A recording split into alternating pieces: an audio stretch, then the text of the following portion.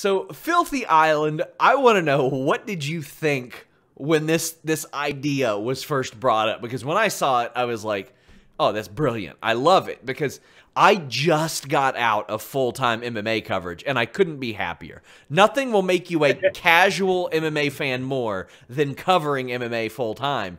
But this was one of those things that got a lot of attention. People were curious about certain aspects of Fight Island and all this. And I thought this was, I don't want to say a no-brainer because it's a brilliant idea, but for the cast and crew that MLW has, it seems like such a slam dunk idea. Yeah.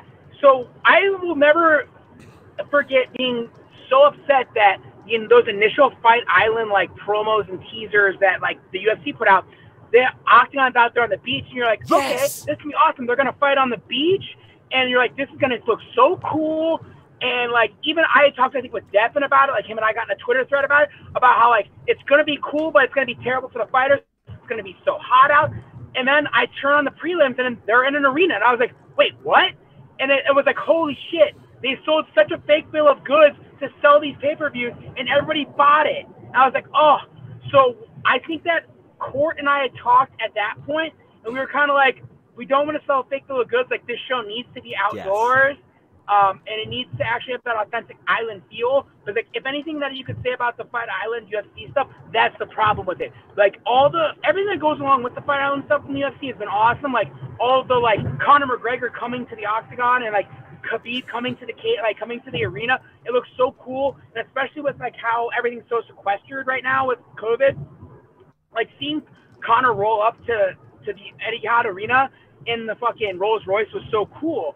So it's like taking bits and pieces of that mixed with like the actual aesthetics of the island. And I think one thing that MLW does so well is that they have such a good graphics team, and they have a team that works so hard on making the show look beautiful.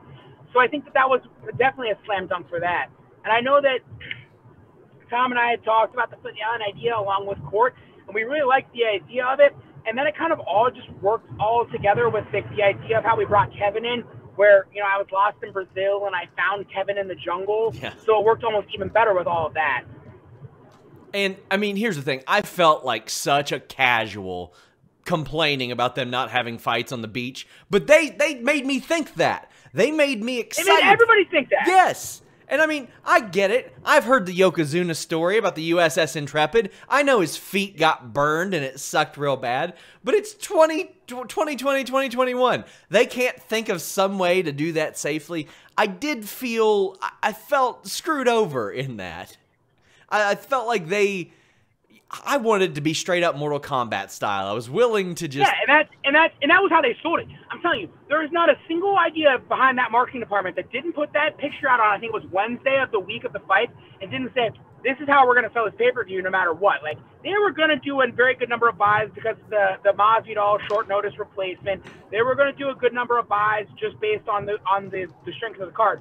But, like, the amount of curiosity buys they got, I'm sure, on ESPN Plus, just for, is this really happening on an island? Are they really doing this on the beach? And then for it to be like, was definitely a high number. And I mean, so maybe they couldn't have done it on a beach, but I mean, I have covered many outdoor fights before. Like, it happens. They've done it plenty. I mean, and to, admittedly, varying results. Sometimes it rains, but I don't think they were going to have that issue there. So I'm very excited. When you have millions of dollars of infrastructure in the entire Dubai government like helping out, I think they could have figured something out.